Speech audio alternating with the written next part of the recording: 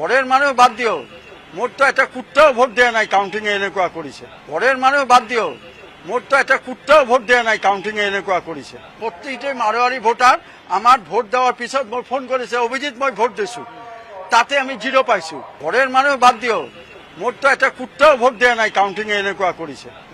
আরে জনে ভোট যেতিয়া এটা কাউন্টিং এ যেতিয়া র্যান্ডাম হয়, র্যান্ডাম সাপোজ 250-র ভিতরে হয়ে আছে, তা 250-র ভিতরে একটা ভোট না পায় নাকি?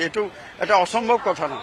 সাগ আমি এতিয়া আইডিয়া করেছো মই কোর্টত যাম, কিয় না আমি যেতিয়া র্যান্ডাম চেকিং হয় ক্যান্ডিডেটের সম্মুখত, র্যান্ডাম চেকিং এ মই পাইছো 4টা জায়গায় 0, এটাও ভোট পাওয়া নাই।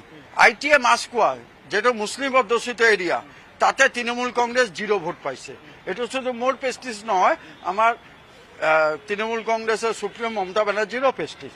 সেকেন্ড হল যে বেলেগ জায়গা আপনার ITA মাস্কুয়া যত নাকি মারোয়ারি ভোটার বহুত, আর প্রত্যেকটাই মারোয়ারি ভোটার আমার ভোট দেওয়ার পিছত মই ফোন করেছে, অভিজিৎ মই ভোট দিছো, তাতে আমি 0 পাইছো। তা আমি মারোয়ারি ভোটার জনে কইছে, তার লয়ে সব কিছু লওয়ার পিছত মই কোর্টত যাম। চাক ভোটত জিকিব পাৰে, জনে জিকিছে মই তাৰ কনগ্ৰেচুলেশ্যন দিম, এইটো বেলেগ কথা।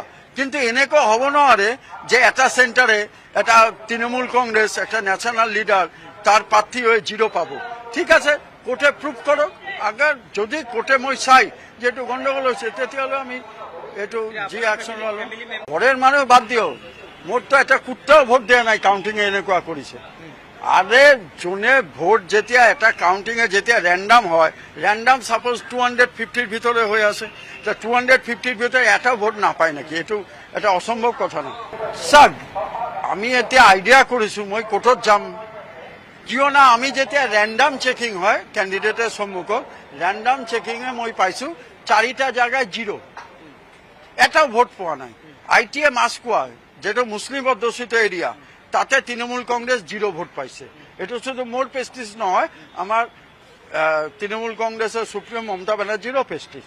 সেকেন্ড হল যে বেলেগ জায়গা আপনার ITA মাস্কুয়া যত নাকি মারোয়ারি ভোটার বহুত, আর প্রত্যেকটাই মারোয়ারি ভোটার আমার ভোট দেওয়ার পিছত মই ফোন করেছে, অভিজিৎ মই ভোট দিছো, তাতে আমি 0 পাইছো। তা আমি মারোয়ারি ভোটার জনে কইছে, তার লয়ে সব কিছু লওয়ার পিছত মই কোর্টত যাম।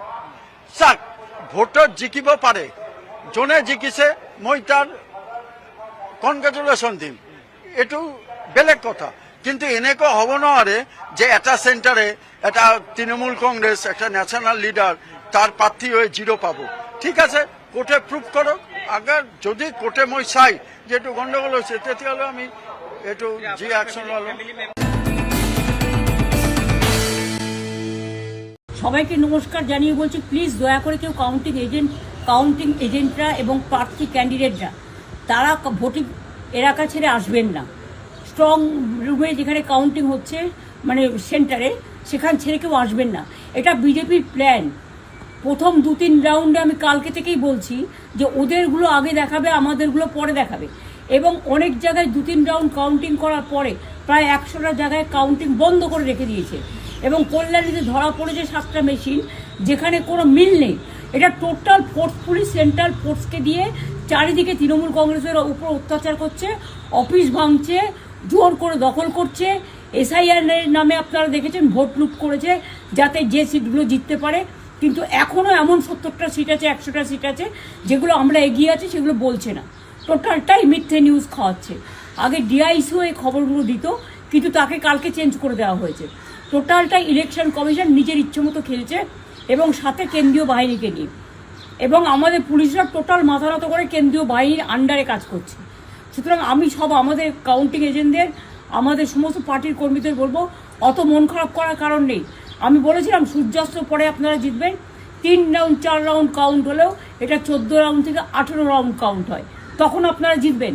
Wait and see, watch. আমরা সবাই আপনাদের সাথে আছি, আপনারা কেউ ভয় পাবেন না, নিশ্চিন্তে থাকুন। আবার বাঘের বাচ্চার মতো লড়াই করে যাব। সবাইকে নমস্কার জানিয়ে বলছি, প্লিজ দয়া করে কেউ কাউন্টিং এজেন্টরা এবং প্রার্থী ক্যান্ডিডেটরা তারা ভোটিং এলাকা ছেড়ে আসবেন না। স্ট্রং রুমে যেখানে কাউন্টিং হচ্ছে মানে সেন্টারে, সেখান ছেড়ে কেউ আসবেন না। এটা বিজেপির প্ল্যান। প্রথম 2-3 রাউন্ডে আমি কালকে থেকেই বলছি যে ওদেরগুলো আগে দেখাবে, আমাদেরগুলো পরে দেখাবে। এবং অনেক জায়গায় 2-3 রাউন্ড কাউন্টিং করার পরে প্রায় 100টা জায়গায় কাউন্টিং বন্ধ করে রেখে দিয়েছে। এবং কল্যাণীতে ধরা পড়েছে 7টা মেশিন, যেখানে কোনো মিল নেই। এটা টোটাল ফোর্সফুলি সেন্ট্রাল ফোর্সকে দিয়ে চারিদিকে তৃণমূল কংগ্রেসের উপর অত্যাচার করছে, অফিস ভাঙছে, জোর করে দখল করছে। এসআইআর নামে আপনারা দেখেছেন ভোট লুট করেছে যাতে যে সিটগুলো জিততে পারে। কিন্তু এখনও এমন 70টা সিট আছে, 100টা সিট আছে যেগুলো আমরা এগিয়ে আছি, সেগুলো বলছে না। টোটালটাই মিথ্যে নিউজ খাওয়াচ্ছে। আগে ডিআইসিও এই খবরগুলো দিত, কিন্তু তাকে কালকে চেঞ্জ করে দেওয়া হয়েছে। টোটালটাই ইলেকশন কমিশন নিজের ইচ্ছে মতো খেলছে, এবং সাথে কেন্দ্রীয় বাহিনীকে নিয়ে।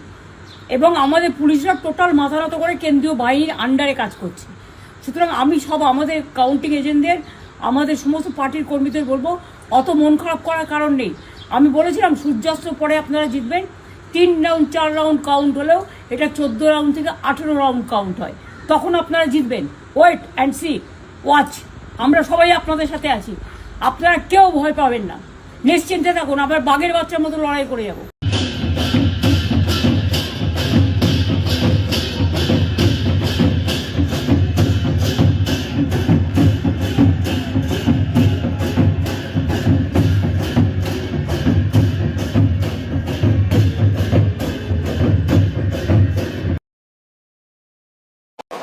এই মুহূৰ্তত জনাইছো নামনি অসমৰ ইলেকশ্যনৰ কিছু আপডেট।